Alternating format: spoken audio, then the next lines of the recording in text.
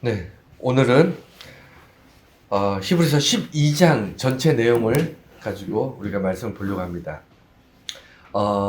양이 좀 많아서 두 번으로 나눌까 하다가 오늘 그냥 다 하겠습니다. 내용이 좀 많지만 오늘 말씀을 들여다보면 그런 부분이 좀 있어요. 어떤 부분이냐면 우리가 성경의 서신서들은 한 권의 책이나 한 편의 편지이기 때문에 기승전결도 있고요. 그 다음에 여러 가지 중간중간에 어떤 표현들이 분류하기가 쉽습니다. 그래서 서론 부분이 있고 본론이 있고 결론이 있고 이런 식으로 다 분리가 됐는데, 이것을 좀 이렇게 나누어서 시리즈로 이렇게 설교를 하다 보니까 어떤 날은 어떤 주일은 서론을 설교하게 되고 어떤 주일은 결론을 설교하게 되고 이런 경우가 있더라고요. 이제 여러분 잘 아시다시피 그러다 보니까 사실 지난주에 우리가 정말 중요한 부분들을 많이 봤어요. 그래서 이제는 이제 마무리 단계로 이제 말씀을 보아야 되는데, 갑자기 12장에 되게 불편한 내용이 뜬금없이 나옵니다. 불편한 내용이 나오고, 그리고 일종의 본론이에요. 지금 결론이 지나가고 있는데, 결론이 끝난 상태인데 다시 거꾸로 본론 얘기가 잠깐 나옵니다. 본론이 뭐냐면 이 편지를 쓴 목적이 교회가 어렵다는 거거든요. 교회가 어려우니까 결론적으로 뭐냐면 그리스도 예수에 대한 믿음을 견고히 하자. 우리가 소망 가운데 살자. 우리가 사랑을 통해서 우리가 소망을 품고 하나님의 사랑이 우리의 소망이 되고, 그 소망을 우리가 분명하게 바라볼 때 우리가 믿음이 흔들리지 않는다. 이런 내용들이 결론인데 우리 지난주에 다 했거든요. 그런데 갑자기 어떤 내용이 12장에 나오냐면 징계에 대해서 나와요. 그러니까 어려움 때문에 고통받다가 교회를 떠나거나 이단이 되거나 이런 일들이 발생해서 이 편지 히브리서를 기록을 했는데, 그렇게 어려움 때문에 떠나거나 이단이 되거나 예수 그리스도를 부정하기 시작하는 사람들을 향해서 너희들이 하나님으로부터 징계받을 것이라는 경고를 하게 됩니다. 그게 12장이에요. 어떻게 보면 불편하죠. 우리가 교회에 나와서 예배를 드리고, 그리고 어려움 중에서도 우리가 봉사하고 헌신하고 기도하고 신앙생활을 한다는 데는 제일 목적이, 저는 하나님께 은혜를 간구하는 거라고 생각해요. 은혜가 뭐죠? 내가 비록 잘못했으나, 내가 어리석으나, 내가 부족했으나 하나님께서 내게 아버지의 마음으로, 부모의 마음으로 내게 은혜를 주시고 나를 도우시고 위로하시고, 이게 우리가 정말 하나님을 바라볼 때 가장 중요한 제일 큰 마음이잖아요. 그렇지 않습니까? 그런데 하나님을 바라볼 때 하나님의 온전하심과 하나님의 어떤 위로하심과 하나님의 도우심만을 전부라고 생각하시면 안 돼요. 오늘 히브리서 12장이 그런 겁니다. 불편해요. 불편한데 징계. 우리 누가 혼나는 게 좋은 사람이 누가 있습니까? 그렇지 않나요? 근데 징계라는 게 하나님께 혼난다는 얘기거든요. 혼나는 일들이 기분 좋을 사람이 아무도 없고, 다 그냥 위로받고 싶고, 다 하나님으로부터 용서받고 싶고, 내가 좀 못했어도 하나님께서 도와주시길 원하면서도 혼나는 이야기가 나오면 되게 불편한데도, 이 이야기가 오늘 어떤 다시 말해서 결론 부분에서 다시 한번 나오는 이유가 있어요. 이유가 뭐냐면 한 가지 제가 여러분들에게 질문을 할게요. 오늘 12장을 들여다보기 전에 어떤 질문을 제가 여러분들 드리려고 하냐면, 어떤 사람이 우리 다 똑같을 거예요. 자기를 이렇게 대입해서 한번 고민해 보세요. 어떤 사람이 하나님이 주시는 은혜로 세상에 이제 섬기고 좋은 일도 많이 하고 봉사도 하고, 그 다음에 헌금도 많이 하고, 또 어려운 사람 많이 물질로도 돕고, 내가 시간이 남는 대로 정말 고통받는 사람을 위해서 그들에게 다가가서 그들을 위로하고 친구가 되어주고, 이렇게 살고 싶어 해요. 저와 여러분 그렇게 살고 싶어 하시죠? 그죠? 예수님의 제자들, 그리스도인들 하나같이 다 그럴 거예요. 그런데 왜 그렇게 못 살죠? 예, 돈이 없어, 시간이 없어, 여건이 안 돼, 몸이 건강하지는 못해. 그리고 지금 내 앞에 있는 일들 해결하는 것도 너무 힘들어. 근데 다른 사람, 더 어려운 사람 돌아볼 여력이 없는 거예요, 여력이. 여러분, 여러분 다 그런 공감하시죠? 그런데 이 원인을 사람들이 하나님이 내게 물질을 안 주셔서, 하나님께서 내게 건강을 주지 않으셔서, 하나님께서 내게 정말 여러 가지 환경들을 허락하지 않으셔서 하나님이 원하는 그런 삶을 살고는 싶지만 그렇게 살 수가 없어. 다 하나님 탓이야. 라고 생각해 보신 적 있으십니까? 여러분 어떻게 생각하세요? 내가 거룩하게 살고 싶고 경건한 삶을 살고 싶지만 그렇게 살지 못하는 게 하나님 때문이에요. 내게 주지 않으신, 물질을 주지 않으시고 건강을 주지 않으신 하나님 때문입니까? 내가 노력하지 않았기 때문입니까? 여러분 어떻게 생각하세요?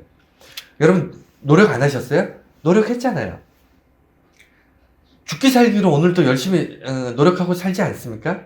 노력하는데도 불구하고 그렇게 살 수 있는 여유가 없어요. 그러면 하나님께서 어떤 사람은 태어날 때부터 정말 금수저를 물고 어떤 사람은 흙수저를 물고 태어났다. 여러분 그런 생각 하시잖아요. 나는 흙수저라 금수저들처럼 정말 팔자 좋은 인생을 살 수가 없다. 이번 생은 내가 꽝이다. 여러분 이런 생각 해보셨나요? 이런 생각들 예수 믿는 사람들 뿐만 아니라 대부분 사람들이 이런 생각들 합니다. 그렇죠. 그래 이게 남 탓하는 거잖아요. 남 탓. 하나님 탓이 되고 환경 탓이 되고 나라 탓이 되고 정치인 탓이 되고 우리 주변에 있는 남 탓하는 게 어쩔 수 없는 거예요. 왜죠? 나도 노력을 안 한 건 아닌데 노력했는데도 뚫고 들어갈 수 있는 콘크리트 같은 벽이 있는 거예요. 힘든 거예요. 근데 이 질문을 왜 드리냐면 이런 상황이 발생했을 때 이게 하나님의 탓입니까? 내 탓입니까? 이 얘기를 왜 여러분들한테 질문으로 드렸냐면 이 히브리서를 기록한 시점에 교회가 이 문제를 가지고 있었어요. 근데 오늘날 우리 교회도 오늘날 현대 교회도 똑같은 문제를 가지고 고민을 하더라는 거예요. 초대교회나 지금이나 똑같아요. 뭐죠? 초대교회 징계를 이야기하는 것은 지금 아까 말씀드린 것처럼 교회에 어려움이 뭐죠? 교인들이 떠나요. 교회를, 초대교회를 떠나거나, 배교를 하거나, 아니면 이단화돼요. 이단이 되거나, 이단으로 바뀌거나, 이렇게 이단화되고, 이 두 가지 문제가 매우 심각하잖아요. 이거 그냥 놔둘 수 있는 문제가 아니에요. 보고 방관하고, 그냥 어떻게 잘 되겠지, 이렇게, 놔둘 수 있는 문제가 아니거든요. 그럼에도 불구하고 이런 일들이 발생하는 것에 그 깊이에는 뭐가 있냐면, 교회가 어려워요. 어려워. 내적으로 외적으로 어렵다는 거예요. 지금 이 히브리서를 받아보고 읽는 사람들 누구냐면 유대교적인 이스라엘적인 어떤 배경, 유대교적인 어떤 신앙생활을 했던 사람들이 대상이잖아요. 이들은요 일반 헬라 문화권에 있는 일반 이방인들이 예수를 믿는 거하고 차원이 다릅니다. 여러분 아시잖아요. 자기의 모든 것들이 다 바뀌어야 되고요. 굉장히 많은 것들을 포기해야만 예수를 믿을 수 있는 게 유대교적 배경의 사람들이에요. 예수님의 제자들 대단한 사람들이에요. 예수님의 제자들, 그리고 유대인으로서 그 예수님과 함께 동거동락했던 예수님의 그 따라다니던 무리들, 예수님의 제자들, 이런 사람들은요, 자기의 모든 것을 포기하고 목숨을 걸고 예수를 전했어요. 당시에. 물론 훗날에는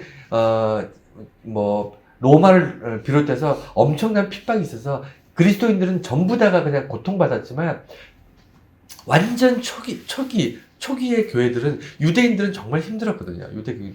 근데 그 사람들이 힘들 수밖에 없어요. 그러니까 고통받고 있어요. 고통받기 때문에 떠나는 겁니다. 편안하고 힘들지 않으면 교회 나와서 예수 믿는 게 왜 포기하겠습니까? 왜 이단이 되겠어요? 너무 힘들었어요. 너무 힘드니까 교회 나오지 못하고 그런데 너무 힘든 게 본인의 잘못이 아니잖아요. 예수 믿으려고 나왔던 유대인들이 그들이 잘못을 해서 힘든 게 아니거든요. 예수 믿는 것 그 자체가 힘든 일이었어요. 그들한테는. 자기 원래부터 조상 대대로 내려왔던 어떤 유대교적인 전통들, 제사를 지내고 세례를 받고 할례를 받고 이런 것들, 율법을 지키고 이거보다 온전히 예수 그리스도의 십자가를 통해서 구원받을 수 있다는 이 믿음을 갖는다는 게 쉽지 않았기 때문에 자기가 주변으로부터 환경들이 어려워질 수밖에 없는데, 이게 그들이 그들의 선택에 의해서 그들이 저지른 죄에 인해서 고통받는 게 아닌데도 불구하고 정말 고통스럽게 교회를 다닐 수밖에 없었고, 심지어는 그 고통의 정도가 너무 심해서 떠날 수밖에 없었고 이단화 될 수밖에 없었던 거예요. 그러니까 그 사람들이 원해서 그렇게 이단이 되거나 떠난 게 아닙니다. 어쩔 수 없이 된 거예요. 그럼에도 불구하고 오늘 본문에 보면 하나님이 징계하신다는 거예요. 혼을 낸다는 겁니다. 이거 화가 나지 않습니까, 여러분? 내가 잘하려고 했는데, 나도 마음으로는 선한 일하고 좋은 일하고 내가 물질로 많은 봉사하고 막 이렇게, 그리고 또 시간 내서 또 어려운 사람 도와주고 마음으로는 그렇게 하려고 하는데, 나 먹고 살기도 힘들고 내 처지가 너무 힘드니까 마음은 오늘도 못하는 거예요. 그럼 하나님 내게 복권을 맞게 하시던가, 아니면 그냥 건강해서, 아니면 여러 가지 여건들이 돼서 내가 정말 봉사하면서 살 수 있는 그런 삶을 허락해 주시면 그럼 내가 할 수 있을 텐데, 나도 할 만큼 했는데 안 되잖아요 라고 얘기하는 사람들이 있을까요, 없을까요? 있다니까요. 그럴 수 있잖아요. 그렇게 생각할 수 있습니다. 열심히 살았는데, 선하게 살려고 노력했는데 여건이 안 된다는 거예요. 그것도 내 잘못이 아니라. 그게 초대교회의 문제였어요. 자기들이 잘못한 사람들이 있어서 죄를 짓고 물론 죄 지은 사람들도 있겠죠. 왜 사람들 모여있는 곳에 죄가 없겠습니까? 죄 지은 사람도 있겠지만, 가장 이제 보편적으로, 일반적으로, 그럼에도 불구하고 전체적으로 교회가 어려움을 당합니다. 교회가 고통을 받아요. 자기들의 죄가 아니라 외부에 예수 믿는 것 때문에 외부에 고통을 받아요. 그런데 거기서 왠지 하나님이 그들을 위로해주고 격려해주고 뭔가 도움을 주시고 막 기적 같은 일이 일어나야 될 것 같잖아요. 교회. 초대교회 더 힘듦에도 불구하고. 그런데 오늘 본문에 보면 이 12장 쭉 읽어보세요. 하나님이 그들을 징계하실 것이다 라고 얘기하십니다. 예수 믿었다는 게 그게 잘못된 것도 아닌데, 예수 믿었는데 믿다가 힘들어서 너무 어려움을 당하니까, 너무 고통스러우니까 예수 믿는 걸 포기해서 이제 배교해서 이제 이단화 되어버렸어.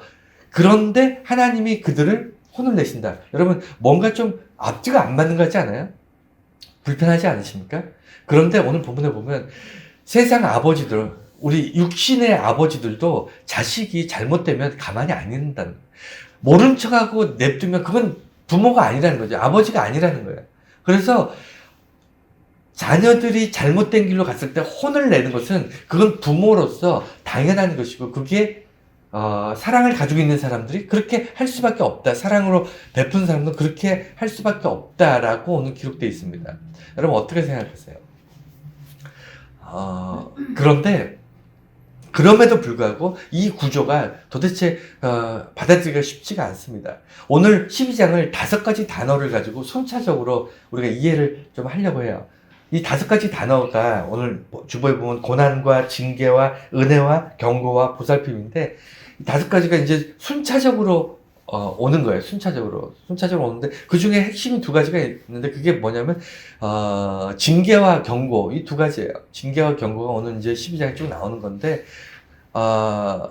하나님을 믿기로 한 자들에게 믿기로 했지만 떠난 자들을 하나님께서는 어떻게 하신다? 자녀라고 생각하신다는 거예요.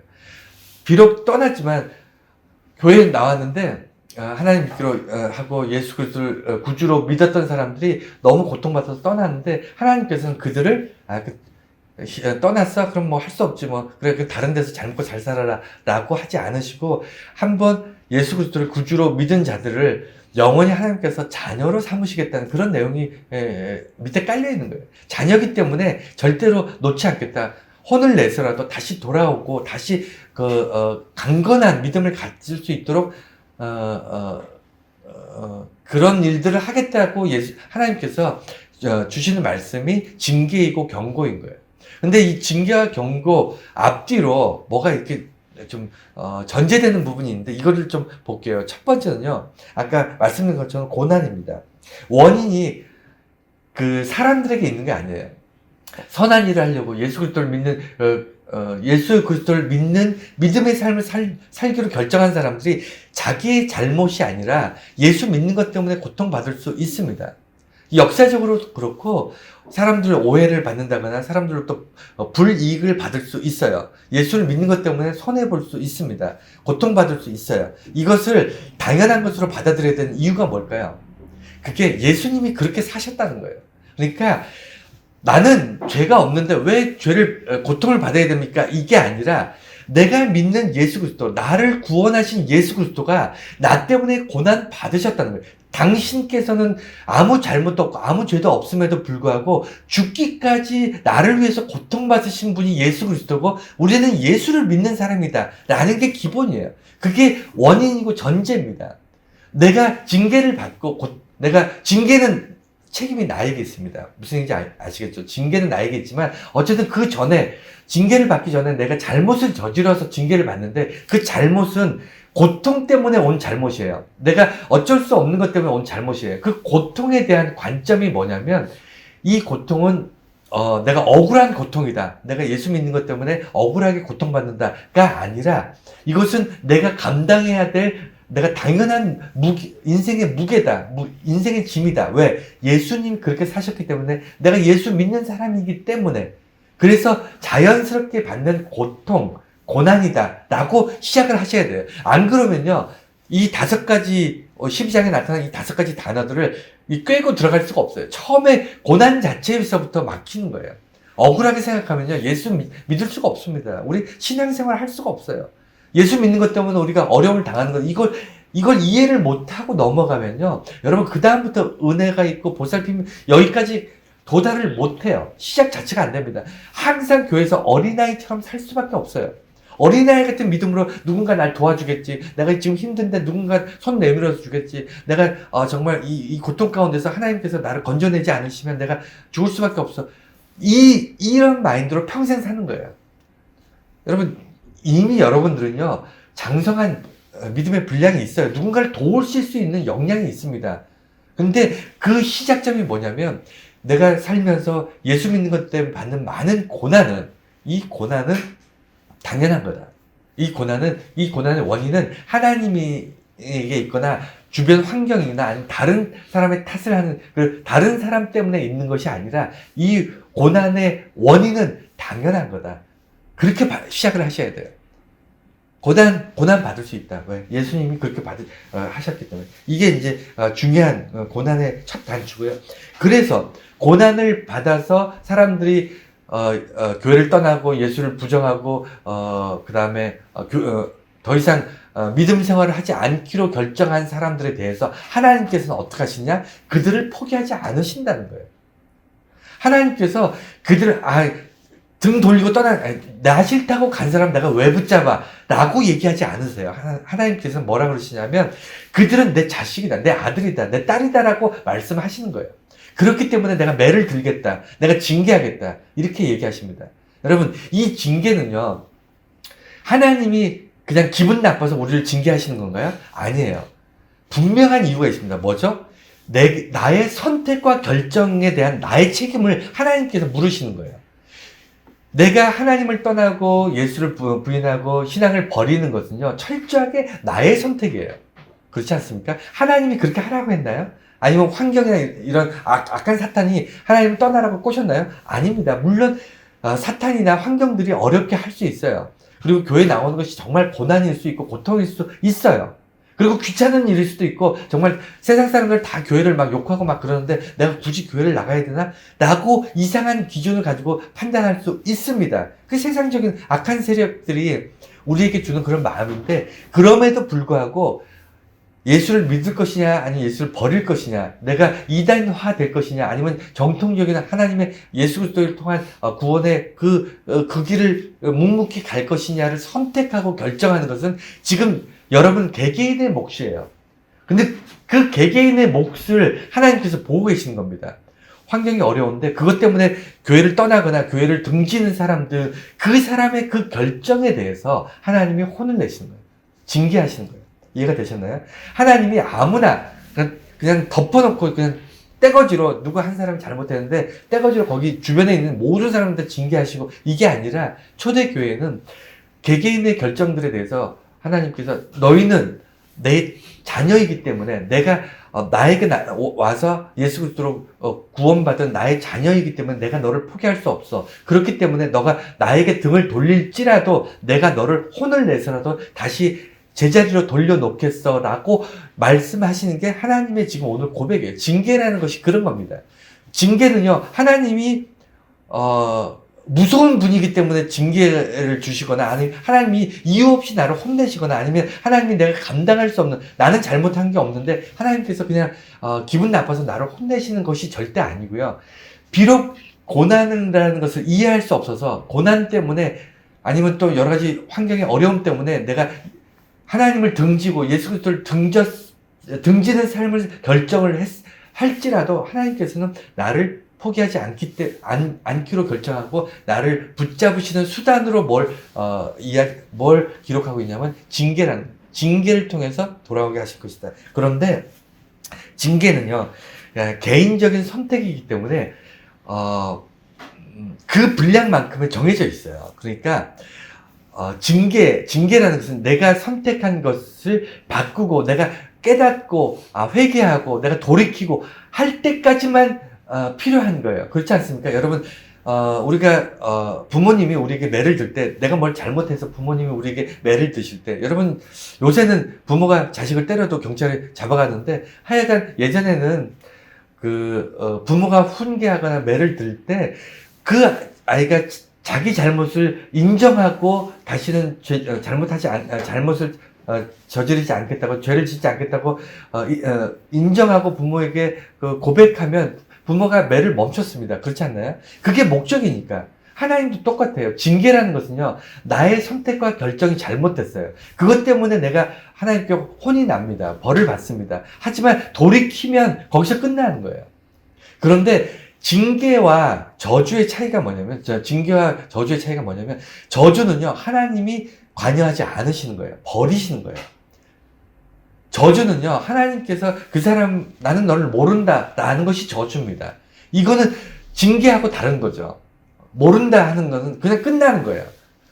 그러니까 매를 들고 혼나는 건요, 혼날 때 비록 아프지만 하나님께서 나를 치시는구나, 나의 잘못된 나의 죄 때문에 하나님께서 나를 치시는구나, 이런 생각이 들더라도 그것을 건너뛰면 드디어 하나님께서 나를 용서하셨다라는 느낌이 들잖아요. 왜냐하면 징계가 끝났으니까. 그런데 버리는 거, 하나님께서 저주하시는, 정말 하나님께서 버려버리는 그런 사람들은요, 알 수가 없어요. 하나님께서 정말 다시 나를 붙잡으실지 어떨지 알 수가 없습니다. 왜냐하면 하나님께서 이제 관여를 하지 않으시니까. 그래서 혼나는 게 좋은 거예요. 혼나는 게 좋습니다. 혼나고 있으면요, 이제 이러다가 이제 내가 돌이키면 하나님께서 용서하시겠지. 그리고 용서함을 받으면 또 그 안에서 위로와 은혜가 있고, 이런 과정들이 있기 때문에 혼나는 게 차라리 낫습니다. 하나님이 계신지 안 계신지, 내가 지금 잘못을 했는데 하나님께서 징계도 없으시고, 하나님이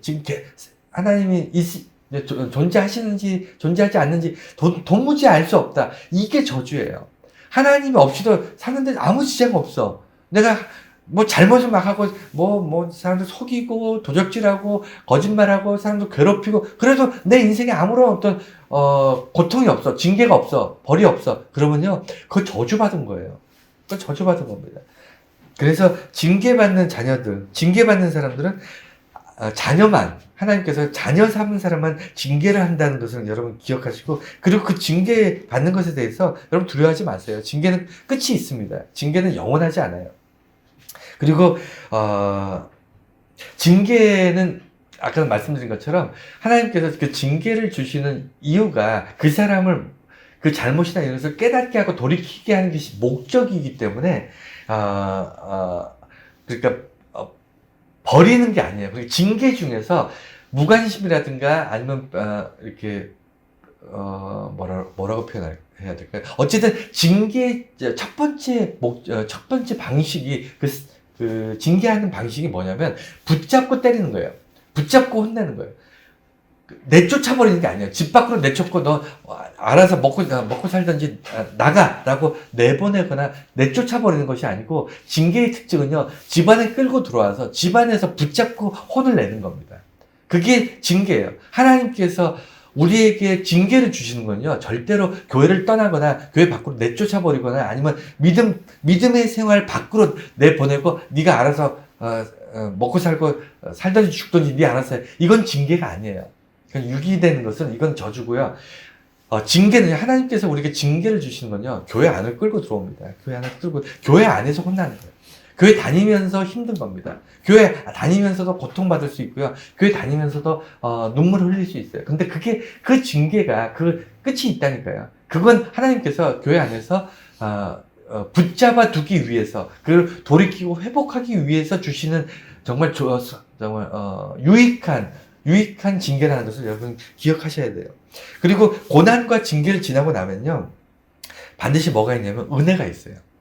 여기서부터 이제 중요합니다. 왜 중요하냐면 조금 전까지 지금 얘기한 고난과 그 다음에 인간의 잘못된 선택과 결정, 그리고 그 잘못된 선택과 결정에 대한 하나님의 징계까지는 어떻게 보면 우리 주변에서 흔히 있을 수 있는 일이에요. 그런데 지금부터 나오는 은혜와 경고와 보살핌, 이거는 좀 심각한 문제입니다. 왜냐하면 하나님께서 징계받고 그 다음에 잘못한 것에 대해서 혼이 나고 막 이런 일들은 있을 수 있는데, 그러고 나면 하나님께서 은혜를 베푸신대요. 그러니까 우리가 고통받았던 어떤 사건들, 우리가 교회 다니면서 믿음 생활하면서 신앙생활하면서 넘지 못했던, 정말 해결하지 못했던 그런 어려움들에 대해서 하나님께서 은혜를 주셔서 그것을 넉넉하게 이길 수 있는 강건함, 성숙함을 우리에게 주시는 거예요.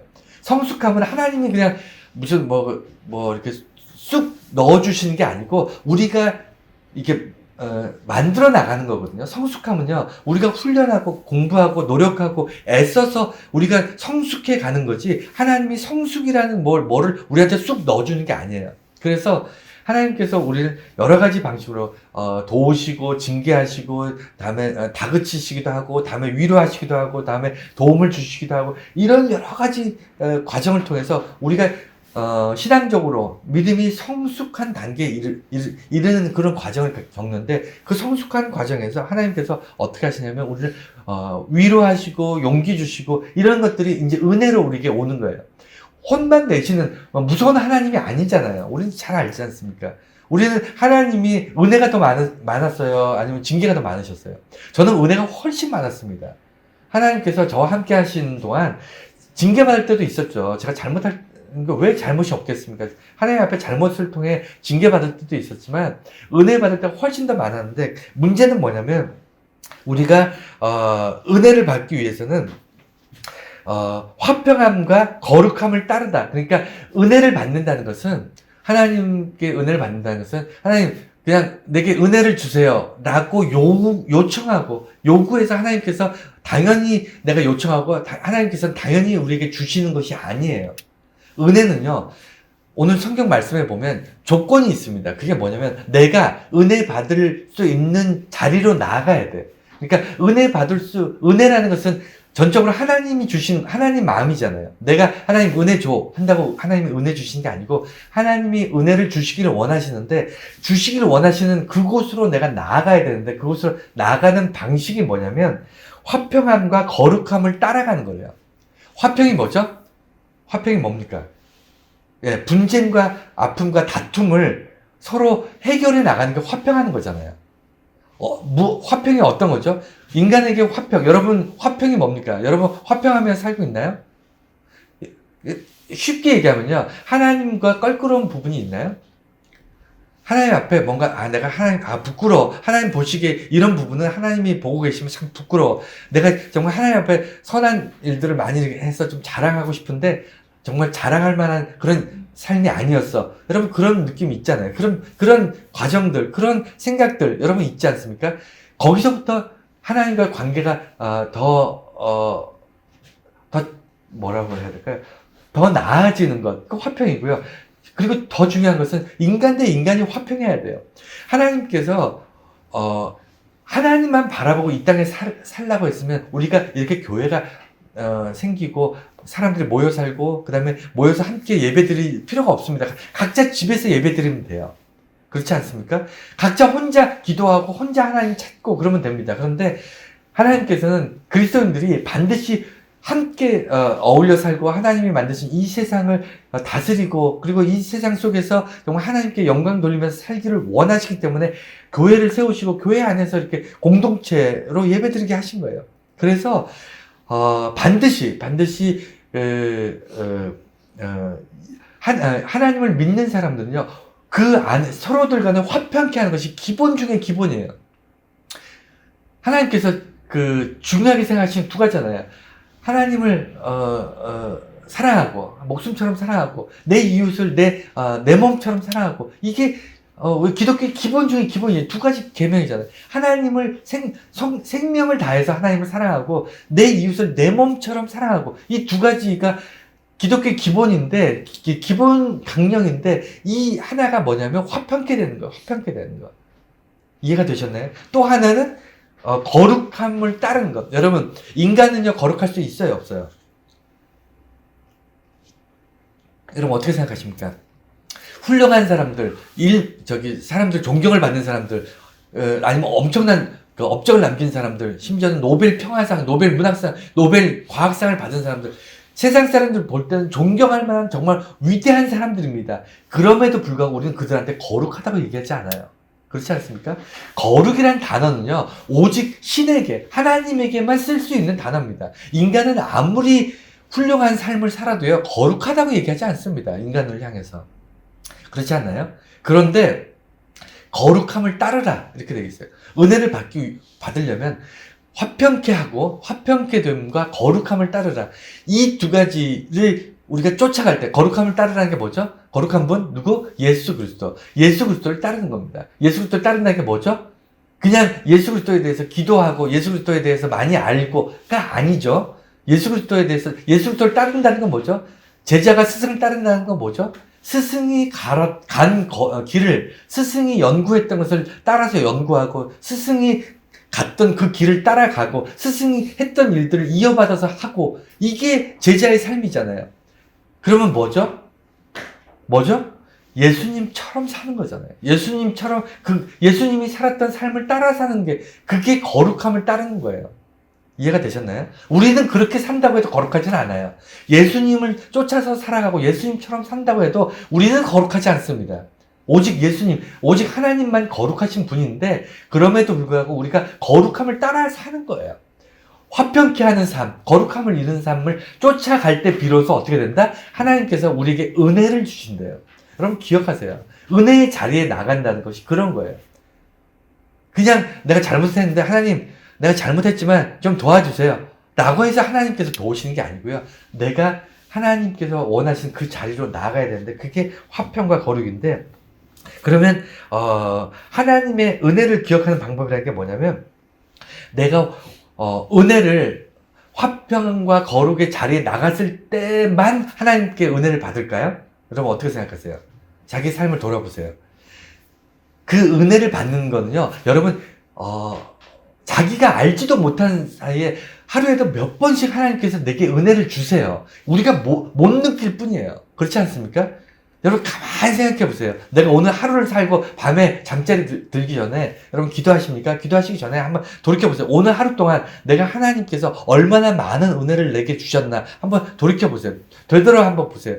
여러분 깨닫지 못하는 순간, 내가 느끼지 못하는 순간에도 하나님의 은혜가 계속 나의 인생을, 나의 삶을 이끌어가고 있음을 여러분 깨달으실 수 있을 거예요. 그 얘기는 뭐냐면, 내가 은혜 받는 삶, 은혜 중에 살아가고 있음을 깨닫고 붙잡고 내가 그러면서 감격하고 감사하고 기뻐하는 삶을 살 수 있는 이유가 뭐냐면, 내가 은혜를 기억하는 방법이 있기 때문이에요. 내가 은혜 받았다는 것을 기억하는 방법이 뭐냐면, 내가 화평케 되고 거룩한 삶을 살아가고 있는 그 순간들, 내가 거룩하고, 내가 죄악의 자리에 있을 때 은혜 받고 있다고 생각하지 않잖아요. 내가 하나님께 나아가려고 그러고, 내가 부족하지만, 죄악됐지만, 내가 어리석지만, 내가 고통 가운데 있지만, 내가 하나님에게 흡족한 모습으로 살고 있지는 않지만, 그럼에도 불구하고 내가 이웃과 화평케 하고 하나님과 화평케 된 삶을 살기를 노력하고 거룩한 삶을 살려고 하는 그 순간들이, 내가 하나님께서 내게 은혜를 주시는 시간이었음을 기억하면서 사는 거예요. 그 기억을 통해서 하나님이 은혜를 주시는 걸 우리가 깨닫는데, 왜 이게 중요하냐면, 오늘 성경 본문의 마지막 절에 어떤 내용이냐면 에서의 이야기가 나와요. 야곱의 형 에서. 그러니까 이삭이 아들 둘을 낳았는데, 먼저 쌍둥이잖아요.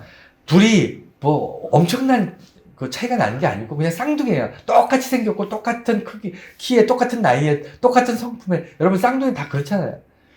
똑같은데 정말 똑같은데 한 사람은 털복숭이가 돼서 뭐랄까 커가면서 정말 건장하고 그런 사람으로 커가고, 첫째는. 둘째는 주방에서 어머니를 도우면서 가정적인 그런 얌전하고 조용한 그런 성격으로 살아가는 그런 야곱으로, 둘이 완전히 인생이 다르게 살아가잖아요. 그런데 중요한 건 뭐냐면 더 많은 것을 가진 것 같은, 그렇잖아요. 고대 사회일수록 힘이 세고 그 다음에 사장을 잘하고 그 다음에 튼튼하고 이런 사람이 그렇지 못한 사람보다 훨씬 더 가치 있는 사람처럼 가치 있는 삶을 살지 않겠습니까? 더 리더로 살게 되고 더 많은 영향력을 미치고 더 많은 것을 누리게 되는 것이 당연한 거예요. 현대사회에서 돈이 많은 사람이 누리는 거하고 고대 사회에 힘 있고 사냥을 잘하고 튼튼한 사람이 누리는 거하고 똑같은 겁니다. 그렇지 않습니까?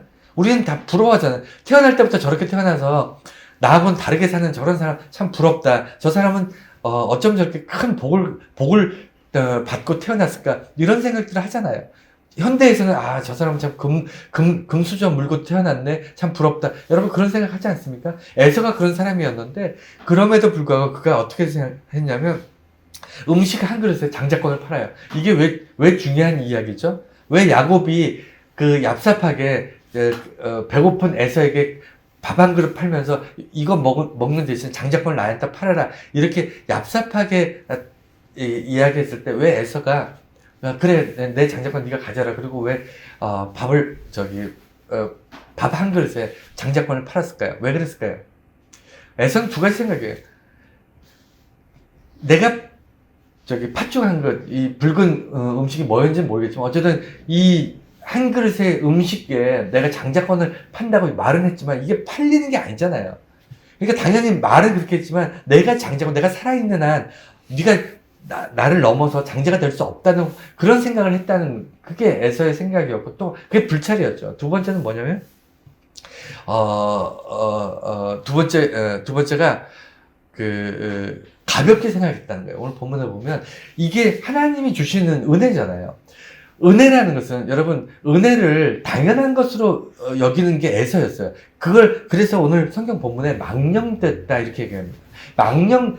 기독교인들 속에서 우리가 망령됐다라고 얘기하는 거 되게 욕하는 것처럼 들리지만 아니에요. 그냥 욕은 그냥 기분 나빠서 내가 내뱉는 게 욕이고요. 망령된 자다라고 얘기하는 것은 분명한 이유와 원인과 결과가 있는 게 그게 망령된 자인데, 그게 뭐냐면 하나님의 은혜를 당연시 여기고 무시했던 사람을 망령됐다 이렇게 기록되어 있는 거예요. 이해가 되셨죠? 에서가 자기에게 주어진 큰 축복, 큰 은혜를 당연한 것으로 생각했어요. 당연히 하나님이 주셨는데 자기가 죽지 않는 이상은 나의 장자권은 누가 뺏어가지 못해 라고 만홀히 여겼습니다. 여러분 그런 생각들 여러분 하지 않나요? 여러분 내가 땀 흘려서 노력한 소유, 그래서 여러분이 땀 흘려서 집을 사고 차를 사고 그 다음에 자녀들 잘 양육하고 내가 사회적 명성을 얻고 내가 통장에 이만큼의 저축을 하고, 여러분 다 내 거라고 생각하잖아요. 여러분 그렇지 않습니까? 이건 내가 노력해서 이렇게 이뤘으니까 이건 내 거고 내 마음대로 할 수 있어. 그리고 누구도 내 거를 뺏어갈 수 없어 라고 여러분 생각하시잖아요. 에서가 그렇게 생각했다니까요. 장자권을 누가 뺏어가? 당연히. 그리고 나는 먼저 태어났기 때문에, 하나님께서 나를 먼저 태어나게 하셨기 때문에 나는 당연히 내가 장자야 라고 생각했던 게 에서입니다. 이것을 하나님이 주신 은혜라고 생각하지 않았어요. 하나님이 주신 은혜이기 때문에 하나님께서 뒤바꿀 수 있다는 생각을 못했습니다. 내가 가진 모든 것들이 하나님 주신 은혜라고 생각하지 않는 사람들은요, 이것을 하루아침에 하나님이 가져가실 수 있다는 것을 모르는 거예요. 하루아침에 나의 돈과 명예와 내 권력과 내 건강을 하나님이 하루아침에 가져가실 수 있다는 것을 여러분 모르시는 겁니다. 에서가 그걸 몰랐어요. 그래서 성경에 뭐라 그러냐면 망령된 자다 이렇게 얘기합니다. 그래서 은혜가 중요한 거예요. 무슨 얘기인지 아시겠죠? 우리가 잘못을 하고 고난 가운데서 잘못 선택하고 잘못 결정해서 하나님께 징계받는 것까지는 괜찮은데, 그럼에도 불구하고 하나님께서 우리에게 은혜를 계속 주시잖아요. 잘못했다고 버리지 않잖아요. 계속 은혜를 주시는데 그 은혜에 대해서 당연한 것으로 받아들이기 시작하면요, 우리는 야곱이 아니라 에서가 된다는 거예요. 이해가 되셨나요? 에서가 되면 뭐죠? 영원히 하나님께서 이제 끊으시는 거예요. 징계하시는 것이 아니라 버리시는 겁니다. 그래서 하나님의 은혜가 우리에게 은혜를 붙잡는 순간, 그 은혜가 내게 은혜를 받고 있다는 생각을 하게 될 때, 그때부터는 조심해야 돼요. 이 은혜를 당연하게 여기거나 만홀히 여기거나 하나님에 대해서 이 은혜를 가볍게 여기기 시작하면요, 이건 뭐 별거 아닌 것처럼, 당연한 것처럼 이렇게 여기기 시작하면, 여러분 누리는 거 많잖아요. 건강 누리시잖아요. 재물 누리시고 정말 좋은 환경들, 그리고 여러분 무엇보다도 구원받은 백성으로 살아가시잖아요. 이거 당연한 거 아니에요. 당연한 거 아닙니다. 이거 은혜입니다. 이거를 가볍게 여기기 시작하면요, 은혜를 가볍게 생각하시면 하나님이 징계하시는 게 아니에요. 징계하시는 게 아니고 버리십니다. 그것을 뭐라고 얘기하냐면 경고한다라고 얘기하는 거예요. 네 번째가 경고인데, 이 경고는 뭐냐면, 하나님은요, 소멸하는 불이라고 기록되어 있어요. 너무 무서운 얘기입니다. 하나님이 인간을 버릴 수 있을까요? 어떻게 생각하세요? 하나님이 버리는 인간이 있을까요? 일단 있습니다. 있으니까 지옥이 있죠. 하나님이 버리는 인간이 있어요. 왜 버릴까요? 하나님은 모든 인간을 구원하시길 원하시잖아요. 모든 인간을 하나님께서는 자녀 삼기를 원하시는 분이 하나님이잖아요. 그런데 왜 하나님이 버리시죠? 하나님이 버리는 게 아니에요. 인간이 버리는 거지. 그래서 이 경고는요, 하나님의 소멸하는 불이다. 소멸하는 불은 뭐죠? 불에 타 없어진 죄는 다시 원상복귀 안 되잖아요. 나무를 불에 태우는데 다시 나무가 됩니까? 안 되잖아요. 죄가 되지. 한 줌 죄로 끝나지. 사람도 마찬가지잖아요. 이 땅에서 살면서 지금 뭐 건강하고 뭐 그렇지만, 우리가 200년, 300년, 500년, 1000년 뒤에는 우리는 한 줌 죄도 안 남아요. 그게 인간입니다. 우리는 하나님께서 우리를 소멸시킬 수 있는 불이라는 점을 잊으시면 안 돼요.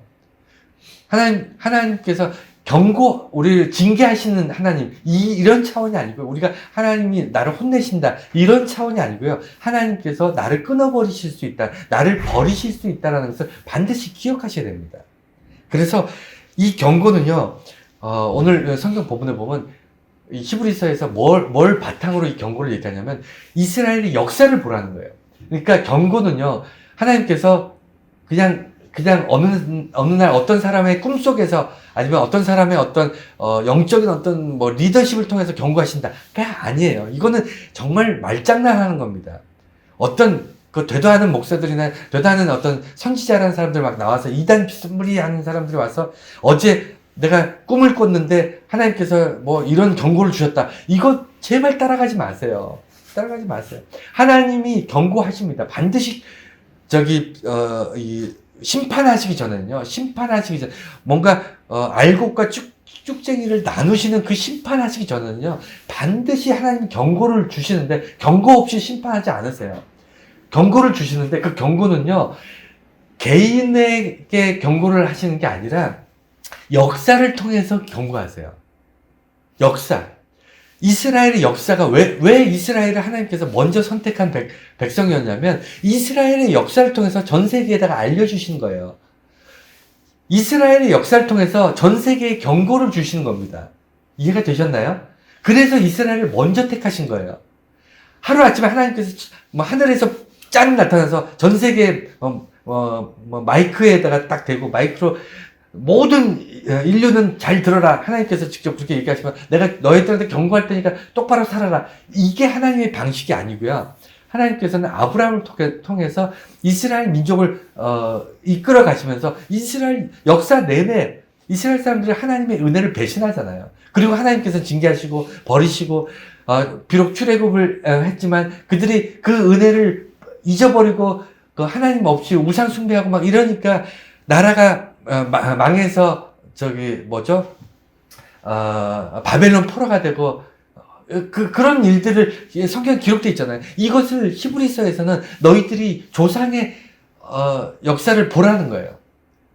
이스라엘 역사를 보라는 겁니다. 하나님께서 너희들을 징계하시고 그리고 하나님을 떠난 이 백성들에게 하나님께서 어떻게 심판하셨는지 하나님께서 그렇게 경고를 하셨는데 그렇게 하나님의 은혜를 무시했던 이스라엘 백성들이 하나님의 경고를 무시하니까 결국 망하지 않았느냐. 오늘날 이스라엘이 왜 고통 가운데 있느냐. 이게 하나님을 버리고 하나님의 은혜를 무시했던 이스라엘들 그 사건들이 반복되고 있지 않느냐. 라고 이야기하는 거예요. 그래서 하나님의 은혜와 따라서 나오는 경고, 이것은 여러분 반드시 기억하셔야 돼요.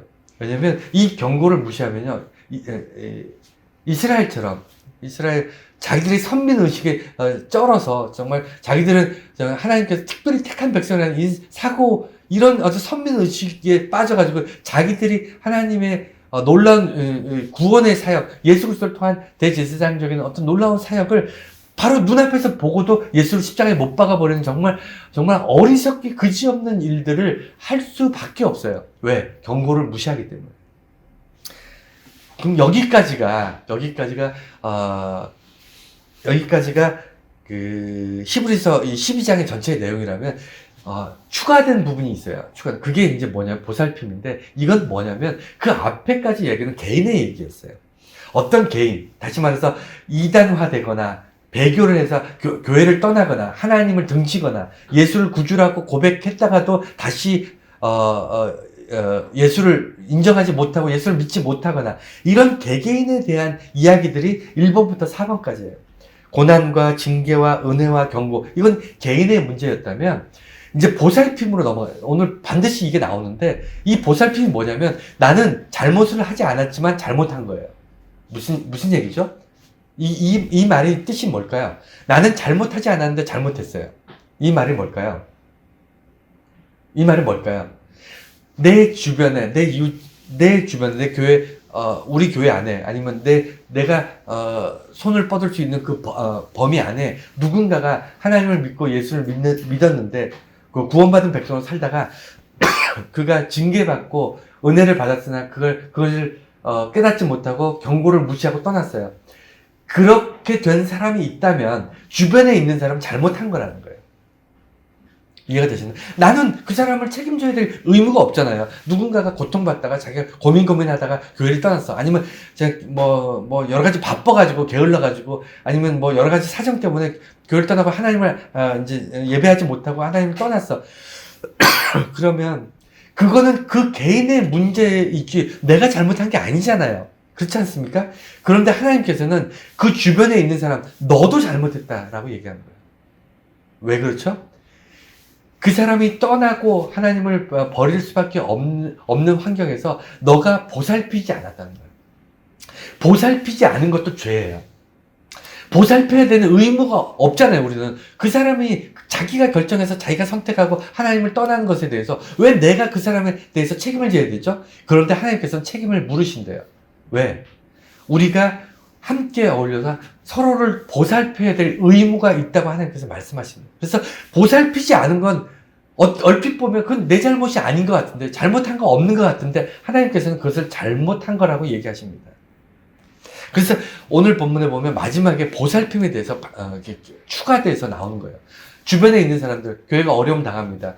그 다음에 믿음을 버리고 떠나는 사람들이 있어요. 이 사람들에 대해서 그냥 지켜보면서 이 사람은 떠날만 하니까 떠났겠지. 아니면 이단 쫓아서 간 사람이니까 어떡하겠어. 그냥 지가 좋아서 갔는데. 이렇게 보면 그렇게 해서 그냥 강 건너 불구경하듯이 보고 있다면 그것은 우리가 서로를 보살피지 않은 죄가 있다는 겁니다. 여러분 불편하지 않으세요? 불편해요. 교회 나와서 신앙생활 한다는 게 너무 불편합니다. 내 잘못도 내가 알게 모르게 저지르는 어리석어서 연약해서 저지르는 죄들도 너무 많고 이걸 해결하는 것도 힘든데 내가 저지르지 않은 죄까지도 내 주변에 내 이웃들이 저지르고 있는 그들이 선택과 결정에 실패해서 그들이 저지르고 있는 죄까지 내가 보살피지 않은 그런 죄까지 내가 덤으로 너무 힘들게 신앙생활 하는 거 아닌가? 여러분 이런 생각 하시지 않나요? 그런 생각 안 드세요? 그런데 이 보살핌이 왜 중요할까요? 이 보살핌이 왜 중요할까요? 내가 누군가가 넘어지고 쓰러졌을 때 손 내미는 것이 내 당연한 의무다. 하나님께서 내게 주신 의무다라고 얘기하면 반대로 내가 넘어지고 자빠졌을 때 내 이웃은 반드시 나를 구해줘야 돼요. 나에게 도움의 손길을 내밀어야 됩니다. 그렇지 않습니까? 그래서 보살핌이라는 것은 내게 주어진 무거운 짐이 아니에요. 하나님께서 우리에게 서로를 보살피라고 명령하시고 당부하시는 저희는요, 이것이 내게 무거운 짐이 되고 책임감이 되고 내가 정말 벗어버리고 싶은 의무감으로 내게 오는 것이 아니라 방금 말씀드린 것처럼 교회 안에서는 신앙생활을 하다 보면 우리는 알게 모르게 힘들고 어렵고 고난 가운데서 쓰러지고 넘어지고 힘들어질 수 있습니다. 그게 정상이에요. 당연한 겁니다. 근데 그때마다 우리는 흔들려서 교회를 떠나거나 아니면 예수를 부인하거나 아니면 더 이상 이제 신앙생활을 하기를 포기할 수도 있어요. 포기할 것 같은 그런 마음이 들 때도 있습니다. 또 우리 주변에 그런 사람도 많이 있고 그럴 때 우리들이 나아가서 그들의 손을 붙잡는 것, 이것은요 하나님께서 우리에게 주시는 거룩한 사명이에요. 마지막으로 경건함과 두려움으로 하나님을 기쁘시게 섬기는 것이 이웃에 대한 사랑이다. 이게 참 어떻게 보면 결론인 것 같아요. 항상 설교를 하면서 제가 똑같은 결론을 내리는 걸 싫어하는데, 요새 쭉 이제 거의 히브리서를 오랫동안 이제 설교를 했잖아요. 몇 달 동안은 히브리서를 하면서 결론을 내릴 때마다 매 설교, 매 본문마다 설교를 결론을 내릴 때마다 어디로 자꾸 생각이 떠오르냐면 사랑이라는 단어로 가요. 사랑이라는 단어. 억울할 수 있어요. 예수 믿는 것 때문에 힘들 수 있어요. 눈물을 흘릴 수 있습니다. 뜻대로 되지 않을 수 있어요. 오해가 있을 수 있습니다. 그리고 믿음생활 지켜나가기 쉽지 않을 수도 있어요. 그런데 결론은 뭐냐면 사랑이 들어요. 사랑이 들어요. 하나님이 나에 대해서 포기하지 않는 사랑이 있고요. 하나님이 절대로 포기하지 않는 자녀를 향한 사랑이 우리를 향하고 있어요. 하나님의 사랑이. 그 사랑이 있고요. 내가 내 이웃과 하나님을 향한 변함없는 사랑이 있더라는 거예요. 이 사랑이 결론이 되는데 이 사랑은 어떤 사랑이냐면 내가 경건한 삶을 살게 하는 힘이 돼요.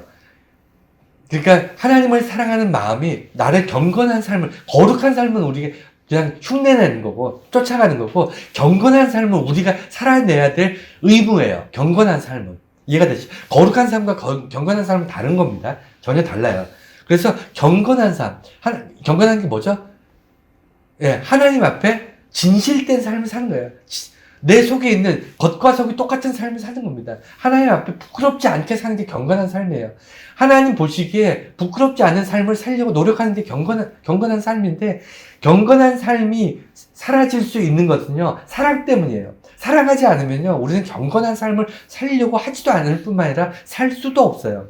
그래서 사랑이 있으면 경건한 삶을 살게 되고요. 두려움. 하나님은 내가 잘못했을 때 나를 사랑하시기 때문에, 나의 아버지 되시기 때문에 나를 가만히 내버려 두지 않고 징계하시는 분이시다. 내가 혼나지 말고 될 수 있으면 하나님이 하라고 하시는 그런 선한 일들을 많이 하면서 살았으면 좋겠다. 이런 마음을 갖게 되잖아요. 그렇지 않습니까? 누가 혼나는 거 좋아하는 사람이 누가 있어요? 하나님이 나를 사랑하시기 때문에 내가 잘못하면 하나님께서 내게 혼을 내시는 분이시다. 내가 혼나지 말고 정말 사랑받으면서 하나님께서 이뻐해 주시는 그런 삶을 살아야 되겠다. 이런 생각 하잖아요. 그 다 사랑이 밑에 깔려 있는 겁니다. 사랑이라는 감정이 깔려 있는데, 이렇게 경건한 삶과 두려운 삶을 살게 되면요, 어떻게 되냐면 하나님이 기뻐하시는 삶이 된대요. 내 삶이 하나님께서 기뻐하신다는 거예요. 이게 결론입니다. 히브리서의 초대교회에 전하고 싶었던 게 이거예요. 하나님이 기뻐하시는 삶을 살자는 거예요. 하나님이 기뻐하시는 삶을 살 수 있다는 겁니다. 우리가 비록 부족하지만, 완전하지 않지만, 우리가 어리석지만, 우리가 조금 더 경건하고 조금 더 하나님을 두려워할 줄 안다면 하나님이 기뻐하시는 그런 우리의 인생들이 된다는 거예요. 이게 결론이었어. 단순히 우리가 하나님이 징계하시는 분이다, 혼내신 분이다, 하나님 무섭다, 이게 결론이 아니에요. 이게 결론이 아니고요. 우리의 결론은요, 우리가 더욱 성숙하자는 겁니다. 우리가 더 하나님 앞에서 더 든든한 믿음의 삶을 살자는 게 이게 결론이에요. 무엇으로? 사랑으로. 하나님이 주신 사랑, 하나님이 우리에게 베푸신 사랑, 내가 하나님을 향한 사랑, 내가 내 이웃을 향한 그 사랑으로 더욱 경건하고 더욱 하나님을 두려워할 줄 아는 그런 삶을 살자. 그러면 하나님 앞에서 정말 복된, 하나님 기뻐하시는 그런 인생들을 살게 될 것이다. 이게 오늘 12장에 나오는, 히브리서 12장에 나오는 말씀을 요약한 그런 내용입니다.